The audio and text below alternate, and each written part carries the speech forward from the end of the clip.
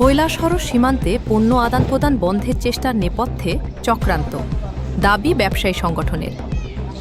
বাংলাদেশে সংখ্যালঘু সম্প্রদায়ের উপর সাম্প্রতিক আক্রমণের প্রতিবাদে চলা কর্মসূচির সুযোগ নিয়ে কিছু বিধর্মী উচ্ছৃঙ্খল যুবক মনু ল্যান্ড কাস্টমস দিয়ে ভারত বাংলাদেশ পণ্য আদান-প্রদান জোরপূর্বক বন্ধ করার চেষ্টা চালায় বলে অভিযোগ উঠেছে।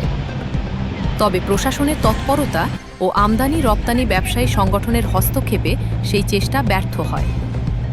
ঊনকোটি জেলা আমদানি রপ্তানি ব্যবসায়ী কমিটির সভাপতি গৌরচাঁদ অধিকারী জানান, মনু ল্যান্ড কাস্টমস দিয়ে আমদানি রপ্তানি সম্পূর্ণভাবে চালু রয়েছে এবং কেবলমাত্র ২৫ ডিসেম্বর ক্রিসমাস উপলক্ষে একদিন কাজ বন্ধ ছিল। তিনি বলেন, আন্তর্জাতিক বাণিজ্য কেন্দ্রীয় সরকারের নীতি ও আইনের আওতায় পরিচালিত হয়, যা জোরপূর্বক বন্ধ করার ক্ষমতা কোনো ব্যক্তি বা সংগঠনের নেই। তিনি অভিযোগ করেন, ধর্মীয় অনুভূতিকে ব্যবহার করে একটি চক্রান্তের মাধ্যমে বাণিজ্য বন্ধের চেষ্টা করা হয়েছে, যার ফলে শ্রমিক ও ব্যবসায়ীদের জীবিকা বিপন্ন হওয়ার আশঙ্কা তৈরি হয়।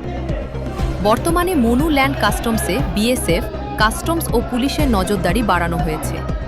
নিরাপত্তা জোরদারের দাবিতে ব্যবসায়ী সংগঠনের পক্ষ থেকে কৈলাসহর থানায় লিখিতভাবে জানানো হয়েছে।